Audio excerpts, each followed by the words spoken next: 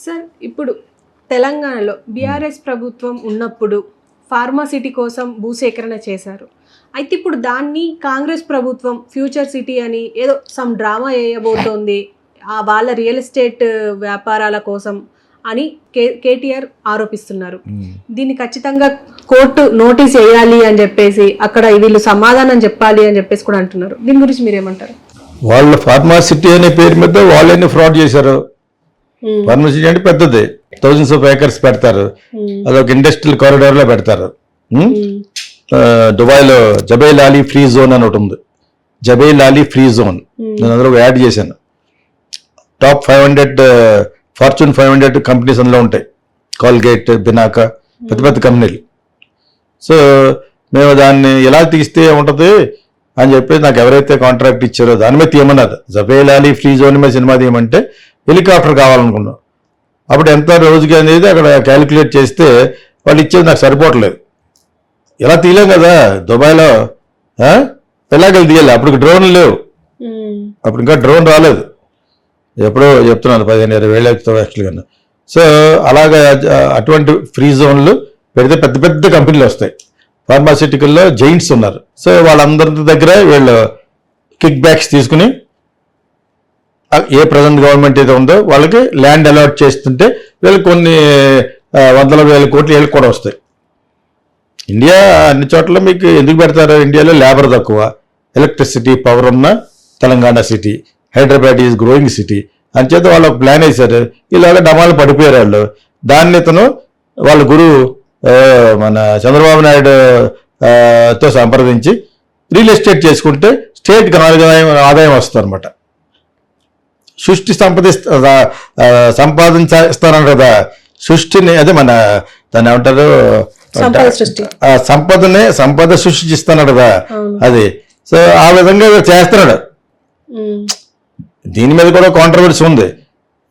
ఈ సృష్టి దాన్ని ఏమంటారు, సంపద సృష్టించే ప్రాసెస్లో అమరావతి కూడా చాలా కన్వర్ట్ చేయడం కోసం ఇక్కడ హైడ్రా పెట్టేయడానికి కూడా ఒకటి వచ్చింది. ఇప్పుడు ఇక్కడ ఇలా హైదరాబాద్ కొడితే ఇక్కడ జనాలంతా బెదిరిపోయి అక్కడ పోతారు కదా. అమరావతి ఇప్పుడు ఫ్రీ జోన్ కదా, అది వచ్చి కొనుక్కోమంటారు. అదేందా ఏంటి మరి మురిగిపోయింది. ఇక్కడ ఏంటంటే ఏది మొదలలేదు, బెంగళూరు మొదలలేదా, హైదరాబాద్ మొదలలేదా, ఏం చెప్తాడు వితండవాదం ఎవరో మన చీఫ్ మినిస్టర్ గారు. ఈ హైడ్రా వెనకాల కూడా చంద్రబాబు నాయుడు హస్తం ఉందని అంటున్నారు కొంతమంది. ఇక్కడి నుంచి అక్కడ డ్రైవ్ చేయడానికి, తెలంగాణ నుంచి రియల్ ఎస్టేట్ వాళ్ళు అక్కడ పంపించేయడం కోసం అమరావతిలో చేయండి అని. అంటే ఇప్పుడు ప్రస్తుతానికి రియల్ ఎస్టేట్ డల్ అవుద్ది. ఎంత కాదనుకుని కొంత డల్ అవుద్ది కదా. మరి ఎక్కడెక్కడ ప్రాజెక్ట్ వేస్తే ఎక్కడెక్కడ పడిపోతాయని కొనుక్కునేవాడు కొనుక్కోడు. కానీ చాలా పెద్ద పెద్ద ప్రాజెక్టులు వేశారు హైదరాబాద్లో, చాలా చాలా పెద్ద పెద్ద ప్రాజెక్ట్. అవి ఆల్రెడీ ఒక లెవెల్కి తయారైపోయినాయి. రోడ్లు గీట్లు వేసి సెపరేట్ ఊరే, అది ఎపిటోమ్ ఏదో ఉందన్నమాట. చాలా చాలా పెద్ద పెద్ద ప్రాజెక్టులు చేశారు. I appreciate all those business people. అది ఊరు వేసి పారేశారు అక్కడ రోడ్లు అనమాట. చాలా బాగుంటుంది. మాకు కాదు, ఫ్యూచర్ కిడ్స్కి చాలా బాగుంటుంది.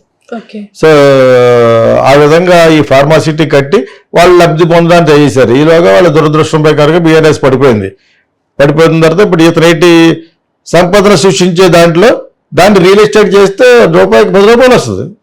ఫార్మాసిటీ కట్టకలేదు, ఏం కట్టకలేదు. ఎందుకది బోల్డ్ చాలా కాలం పడుతుంది. అది ఆడ 1 టైం డబ్బులు ఇచ్చి వెళ్ళిపోతాడు.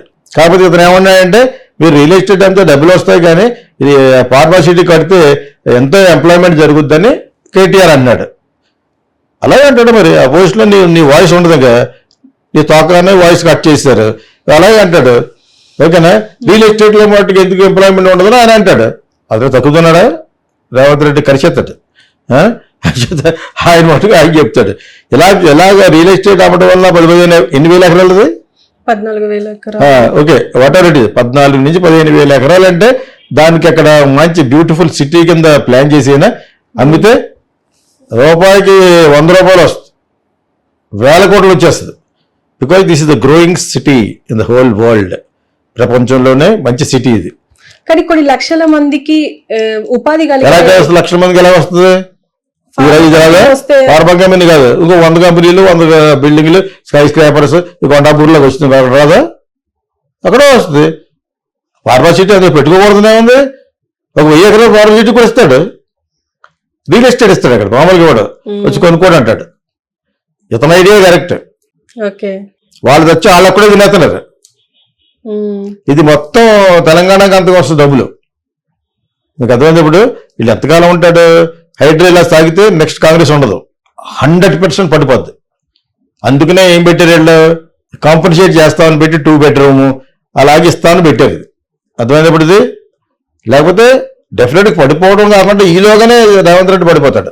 ఎత్తుకున్నాడు ఏదో, ఎవరి వాళ్ళు ఎత్తాడో, చంద్రబాబు నాయుడు చెప్పాడు, ఎవడు చెప్పాడు మొత్తానికి. ప్లస్ ఏమో కేటీఆర్ మీద కోపంతో వాళ్ళకి సంబంధించిన వాళ్ళు అందరూ పగలగొట్టేద్దామని పెట్టాడు. శాంపుల్ గా నాగార్జున లోగో దొరకదు కాబట్టి, నాగార్జున మీద సింపతి లేదు కాబట్టి వాళ్ళు కొట్టేశాడు. మరి ఆ కాంపన్సేషన్ అసలుకి ఎందుకు ఇస్తాడు? నువ్వు కబ్జా చేసిన దాంట్లో కట్టేవంటాడు. అందరికీ కాదు, మిడిల్ క్లాస్ వాళ్ళు దెబ్బతినేశారు కదా. ఆడెవడో పర్మిషన్ ఇచ్చాడు, ఇంకోటి ఎవడో బ్యాంక్ వాడు లోన్ ఇచ్చాడు అనుకున్న వాళ్ళకి 2 bedroom ఎలాగిస్తావు? 2 bedroom ఎలా సరిపోద్ది? అది 4 bedroom ఉంటుంది, అది 10 మంది పిల్లలు ఉంటారు. నువ్వు వాళ్ళకి అందరికీ గుర్రాన్ని గాడి నువ్వు ఒకసారి కట్టేసినట్టు నువ్వు 2 bedroom ఇస్తే ఎలా సరిపోతుంది? ఇలా లేబరేలో whatever it is. Slums అయినా కూడా వాళ్ళు ఉన్న valuation of the house same thing you replace somewhere else. బాగా పెద్ద కోటీశ్వర్లు పక్కన పెట్టినా కూడా వాళ్ళు కబ్జా చేసి కట్టారు కాబట్టి వీళ్ళ సామాన్యులకు దెబ్బ కొట్టకుండా ఉంటే తప్ప ఓట్లు పడవు. మళ్ళా మంచి పేరు రావాలి. వీళ్ళంతా రేవంత్ రెడ్డి చాలా ఇచ్చేసాడు మాకు, మా ఆస్తి ఎంత పోయినా కూడా 10 రూపాయలు పోయినా మాకు 15 రూపాయలు ఇచ్చాడు అనేది వస్తే ఉంటాడు, లేకపోతే రేవంత్ రెడ్డి ఉండడు. తర్వాత కాంగ్రెస్ కూడా ఉండదు. అక్కడి నుంచి కూడా వీళ్ళకి డిస్కషన్లు వస్తాయి. ఎందుకంటే పెట్టుకుంది పెద్ద తలకాయ నొప్పిది. ఆ పెద్ద తలకాయ నొప్పితో దాన్ని మళ్ళీ రీకన్స్ట్రక్ట్ చేయాలి. సిటీ పాడైపోద్ది పైనుంచి చూస్తేనే, నెక్స్ట్ రోజు పగలు కొడుతున్నాయి. ఇది పక్కన పెట్టి ఇందాక ఫార్మా సిటీ దగ్గరకు వస్తే రియల్ ఎస్టేట్ చేయడమే correct. Pharma city one of 1000 ఎకరాలు ఇస్తారండి. What is that? మొత్తం అన్ని 14,000 ఎకరాలు ఫార్మా సిటీ ప్రపంచాన్నంతా మింగేయాలనుకోవడం పొరపాటు. అది జరగని పని కూడా. నెల్లూరు నుంచి ఒకటి పెట్టారు కారిడార్, అది చెత్తదే. అందులో చాలా మంది ఇండస్ట్రీలు ఉన్నాయి. ఏమో ఒక లెవెల్కి వచ్చింది అంతే. అందరూ సుభిక్షంగా ఉండరు. ఇండస్ట్రియల్ ఎస్టేట్ అంటేనే సగం మంది పోతారు. అంచేత ఇది only eyewash. KTR plan is not correct, ఇతని ప్లానే కరెక్ట్. ఇది బోల్డ్ మంది ఎక్స్పర్ట్లు వచ్చేస్తారు, ఐఏఎస్లు, వీళ్ళు బిజినెస్ ఎక్స్పర్ట్స్, కన్సల్టెన్సీస్ అందరూ వస్తారు. ప్లస్ అతను కూడా చంద్రబాబు నాయుడు మాట్లాడాడు, సంపద సృష్టి ఉంటుంది కదా, అది పెట్టేసి ఈ పక్కన కొంచెం వేసేసి ఇప్పుడు ఏవి లేకుండా నెక్స్ట్ ఎలక్షన్ నిలబడతాడు. ఇప్పుడు రేవంత్ రెడ్డిని చాలా ఈ మిస్టర్ గాంధీ అనలేము. అంటే నెక్స్ట్ నిలబడతాడు, కొనాలి కదా. ప్రతి పొలిటీషియన్ సంపాదించుకుంటాడు. In the name of party కొంత ఉంటుంది, ఇంకోలా ఉంటుంది. అంత ముందు పార్టీలో ఉత్తమ్ కుమార్ రెడ్డి వాళ్ళు కూడా సంపాదించుకున్నారు. మీకు అర్థమైంది. ఇప్పుడు మీకు ప్రతి ఒక్కడు ఆ పోస్ట్లోకి ఆ లెవెల్కి వెళ్ళేటప్పటికి డబ్బులే వస్తాయి. నాకు రూట్స్ నుంచి తెలుసు కాబట్టి, కాంగ్రెస్ మేడం దగ్గర తెలుసు కాబట్టి చెప్తున్నాను, ఇవన్నీ జరుగుతాయి. అర్థమైనప్పుడు సో ఇప్పుడు ఇతని ఐడియా ఈజ్ గుడ్. అక్కడ ఒక సిటీ కడుతున్నాడు, బ్యూటిఫుల్ గా ఒక 5,000 కోట్లు పెట్టి కట్టేవాళ్ళని పెట్టాడు, తక్కువ నమ్మడైపోతుంది. మరి ఇక్కడ ప్లాన్ ఏంటి? నేనే డెవలప్ చేశాను అంటాడు చంద్రబాబు నాయుడు గారు. వాళ్ళకి అమ్మోళ్ళందరూ కలిసి అక్కడ కట్టారు. ఒకటి కట్టి ఈ ఏరియా అంతా కమ్మసి ఎందుకు వచ్చారు? ఆయన ప్లాన్ అది. వాళ్ళు వాళ్ళని వీళ్ళని అందరూ ఎందుకు అనుకున్నారు? ఆయన ప్లాన్ అది. అక్కడ బయటకు వచ్చిన వాళ్ళు ఎవరు? వీళ్ళకి సంబంధం లేని వాళ్ళు, మై హోమ్ వాళ్ళు. వాళ్ళు కట్టే ప్రాజెక్ట్ ఆపేశాడు మధ్యలో. మై హోమ్ హబ్ అని ఉంటుంది కదా ఇక్కడ దారిలో, చాలా పెద్ద ప్రాపర్టీ అది. గుడి గిడి ఉంటుంది కదా. రాజశేఖర రెడ్డి వచ్చే వరకు 6 సంవత్సరాలు డబ్బులు ఇచ్చిన వాళ్ళు అందరూ అలా అయిపోయినాయి ఫ్లాట్లు. రామేశ్వరరావు గారిని అడగండి కావాలంటే. రాజశేఖర రెడ్డి వచ్చిన తర్వాత సొంతంగా పెట్టేశాడు చేసుకోమని. ఫిట్టింగ్ పెట్టింది చంద్రబాబు నాయుడు. ఎలకెళ్ళకి పడదు, మై హోమ్ వాళ్ళకి బాబుకు పడదు. వీళ్ళు వెళ్ళం ధరలో వాళ్ళకి అమ్మాసాను. అదే మీకు ఇవన్నీ నాకు బాగా తెలిసిన, నేను వైఎస్ఆర్ చేశాను కాబట్టి చెప్తున్నాను. ఆయన వచ్చిన తర్వాత సొంతంగా పెట్టాడు. ప్లస్ వాళ్ళు మంచి బిజినెస్ పీపుల్. వాళ్ళు రామేశ్వరరావు గారు వాళ్ళందరూ టీవీనే రాలేదు కదా. అంచేత వాళ్ళు నెంబర్ 1 ఇన్ సౌత్ ఇండియా అనొచ్చు. అపర్ణ అందరూ కూడా సెకండ్ అయిపోయారు. ఒకప్పుడు అపర్ణ బాగుండేది, అపర్ణ కన్స్ట్రక్షన్స్. వీళ్ళ ముందుకు వచ్చారు. వీళ్ళకి అన్ని సక్సెసే. చిన్నజీవి స్వామి గారు శిష్యులు వీళ్ళు. అదేవిధంగా ఆయన ముహూర్తం పెడితేనే ఆయన చేస్తారనమాట. రామేశ్వరరావు గారికి నమ్మకం ఆయన అంటే. సో ఇప్పుడు అదంతా ఇప్పుడు రేవంత్ రెడ్డి పక్కకి వెళ్ళిపోతారు. వీళ్ళు మొట్టమొదటి ప్రాజెక్ట్ చేసి వాళ్ళు ఎవరు? వీళ్ళే వేస్తారు. 2,000 కోట్లు పెట్టి బై హోమ్ వాళ్ళే వేస్తారు. ఇటువంటి వాళ్ళు ఇండియాలో చాలా మంది ఉన్నారు, ఎంఐఎంఈలు ఉన్నారు. వాళ్ళందరూ ప్రాజెక్టులు వేస్తారు అక్కడ. ఆటోమేటిక్ గా 1000 ఎకరాలు వేస్తే మిగతా 13,000 ఎకరాలు హాట్ కేక్ లా కంప్లీట్ అయిపోద్ది. ఇతర ఐడియా కరెక్ట్. ఇది మనం ఇంత ఇప్పులోకి ఎందుకు చెప్తున్నాం అంటే కేటీఆర్ ఇస్ నాట్ కరెక్ట్. వాళ్ళు ఒక్కళ్ళే లబ్ధి పొందేసి ఏదో చేయడానికి ఒక సిటీకి ఇచ్చేస్తే ఎందుకది పొలిటికల్ సిటీ ఉండలేకపోయి ఇప్పుడు ఎకరాలు పెడతారు. Why do need 14,000 acres? According to my knowledge employment ఇచ్చేయడం కూడా వీళ్ళతో కరెక్ట్. ఎంప్లాయ్మెంట్ ఎక్కడైనా అవుతారు. ఇందాక అమితాబ్ చెప్పినట్టు డిజిటల్లో డబ్బులు సంపాదించుకుంటే ఎంప్లాయ్మెంట్ వెళ్ళి 8 to 9 hours వర్క్ చేసి ఆ టైప్ కాన్సెప్ట్ పోతుంది. Chat GPT and AI is coming, that will go off. మరి ఎలా చేస్తారంటే ఎవడు ఇది అంటే నారు పోసేవాడు నీరేడి అంటాడు దేవుడు. ఆ టైంలో వస్తూ ఉంటుంది. మీ బతుకు మీద నా బతుకు మీద వస్తూనే ఉంటుంది. కాబట్టి పనిచేసే దృక్పథం పోకూడదు. ఏదో విధంగా సంపాదించుకోవాలనే దృక్పథం లేకుండా ఇంట్లో కూర్చుంటే ఏమొస్తుంది? గాలిలో దీపం పట్టినట్టు. అది ఎవరి వరకు చూడట్లేదు. ఎంప్లాయ్మెంట్ మోడీ గారు కూడా చూడట్లేదు. ఎన్ని చేసినా కూడా అడుగు తింటూనే ఉంటారు ఇండియాలో బెగ్గర్స్. గల్ఫ్ కంట్రీస్ పాకిస్తాన్కి హెల్ప్ చేస్తుంది. ఇప్పుడు ఈ సందర్భంలో కొత్త పాయింట్ చెప్తున్నాను. ఈ రోజు న్యూస్ అది ఎన్ని $billions ఇస్తుంది. ఎందుకంటే దెబ్బతింది కాబట్టి వాళ్ళు ముస్లిమ్సే వీళ్ళు ముస్లిమ్సే కాబట్టి పాకిస్తాన్ గవర్నమెంట్కి హెల్ప్ చేస్తుంది. ఈ సందర్భంలో ఒక బయటపడింది. సౌదీలోని 2 చోట్లను ఈ గల్ఫ్ లో అడుక్కుని వాళ్ళు ఎక్కువైపోయారు. ఏదో టూరిస్ట్ వీసా మీద వచ్చేయడం, ఇంకో పని చేస్తాన వర్క్ వీసా మీద వచ్చేయడం. ఎక్కడి నుంచి? పాకిస్తాన్ నుంచి ఎక్కువ మంది కనేస్తారు. పిల్లలు వాళ్ళు ఏం చేస్తారు? అక్కడ ఇక్కడికి వచ్చేయడం అడుక్కోవడం. సో వాళ్ళని కంట్రోల్ చేయమని అడిగింది గవర్నమెంట్. ఎంతమంది పంపిస్తారు? 100 మంది పంపిస్తారు. 1000 కొద్ది ఉన్నారు అక్కడ. All Pakistani beggars. నువ్వు ఎన్ని చేసినా వాళ్ళు అలా పెరుగుతూనే ఉంటారు. పాకిస్తాన్ ఒకటి, ఇండియా ఒకటి. ఇండియాలో కూడా ఎరాడికేట్ చేయలే. బెగ్గర్స్ కూడా కల్పించాలంటే ఈ చాట్ జీపీటీలో ఇంకా పోతాయి జాబులు. రానున్నది బెడ్ ఆఫ్ రోజెస్ ఏం కాదు,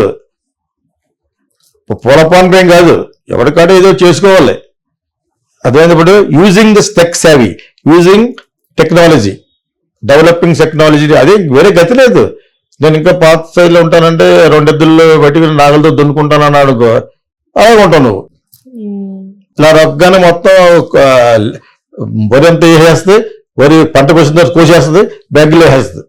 why are not bringing that? వచ్చినాయి.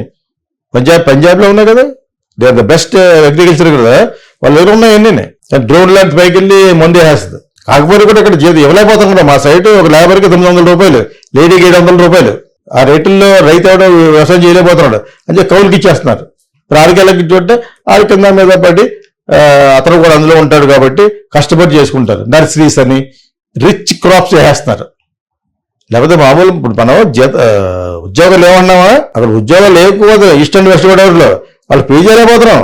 ఈ వాళ్ళకి బొగోటికి 1200 1000 రూపాయలు, ఆడదానికి 800 900 ఇచ్చి ఎక్కడ వ్యవసాయం చేస్తావు? అందుకే కౌలుకి ఇచ్చేస్తారు. కౌలుకి ఇచ్చిన వాళ్ళకి వర్కౌట్ అవుద్ది. వాళ్ళు కష్టజీవులు ప్లస్ వాళ్ళు అక్కడి నుంచి వచ్చి ఇంకా రిచ్ క్రాప్స్ చేస్తారు. కదా నర్సరీస్ అని కమర్షియల్ క్రాప్స్ చేస్తున్నారు అనమాట. వాళ్ళకి ఒక లెవెల్ గిట్టుబాటు అవుద్ది. మీకు అర్థమైనప్పుడు ఇది జరుగుతుంది అక్కడ ఈస్ట్ గోదావరిలో. రిచ్ ప్లేస్ అనుకుంటున్నా మాలాంటి ప్లేస్ లో. ఇంకొంచెం యావరేజ్గా ఉన్న ప్లేస్ లో కూడా అసలు మాట్లాడటానికి లేదు. వెస్ట్ గోదావరిలో 500 600 అంటే ఎలా చేస్తాడు? ప్లస్ బతకాలే. వాళ్ళ టైమింగ్ ఏం తెలుసా? 10కి వస్తాడు, 5 పోతాడు. నేను కొంతకాలం వ్యవసాయం కూడా ఆర్గనైజ్ చేసినప్పుడు మార్నింగ్ వచ్చి చేసి ఈవినింగ్ 7 వరకు ఉండి ఆడే చెప్పినాడు ప్యాకప్ అని పోతాడు. ఇంటికి వచ్చి వాళ్ళు డబ్బులు ఇడే, అక్కడ డబ్బులు ఆడబెట్టాడు. సో అది పరిస్థితి. అటువంటి జాబులు లేకపోవడం ఏంటి? ప్లస్ అక్కడ సాకలి వాళ్ళు మంగళవాళ్ళు ఎవరు లేరు. మొత్తం హైదరాబాద్ వచ్చేసి వాచ్మెన్ అయిపోతారు కింద. ఇస్త్రీ నేర్చుకున్నాడు, ఇస్త్రీ చేస్తుంది. అలా 2-3 ఇంట్లో చేస్తుంది. మినిమం 35,000 సంపాదిస్తున్నారు. ఇంక ఉద్యోగం లేకపోతే చదువుకున్నవాడు అమితాబ్ బచ్చన్ చెప్పినట్టు బి టెక్ సర్వీస్, టెక్నాలజీ వాడుకుని పనిచేయాలి. వీళ్ళ కేటీఆర్ చెప్పేసి మెడికల్ సిటీ పెట్టేసి ఫార్మాసిటీ పెట్టేసి వీళ్ళు ఏం ఇవ్వకలేదు. బతుకుతారు. దారు పోసిన వాడు నీరు పోసినట్టుగా అందరూ బతుకుతారు. అందరూ టెక్నికల్ గా పెద్దవాళ్ళు అవుతారు. అన్ని జరుగుతాయి. వీళ్ళు చెప్పేది కనీసం డబ్బులు వస్తాయి. Because is the growing city, one of the beautiful city in the world, in India, Hyderabad. So ఇది వాళ్ళు వేసింది మంచి ప్లాన్ అని నేను అనుకున్నాను. ఏదో చెప్తున్నాడు, ఏదో మాట్లాడాలి. ఆల్రెడీ అక్కడి నుంచి కొంతమంది కిక్ బ్యాక్స్ కూడా తీసుకున్నారేమో. వాళ్ళకి లాభం జరగకుండా ఉండేదానికి ముందు ఉండేవాడు ఎవడు రేవంత్ రెడ్డి, వాళ్ళకి దెబ్బ కొట్టడానికి ముందు కూడా ఎవడు రేవంత్ రెడ్డి. అండ్ ఆల్సో మరి తిరిగి తెప్పుగా వాళ్ళు ఒక్కటిగా దెబ్బ కొట్టడం కాదు కదా, రాష్ట్రం కూడా బాగుండాలి కాబట్టి, రాష్ట్రానికి కూడా సంపద కావాలి కాబట్టి, ఈ will only go for a real estate business. Right. Anyway, we will wish the present CM decision is good. Okay sir, thank you.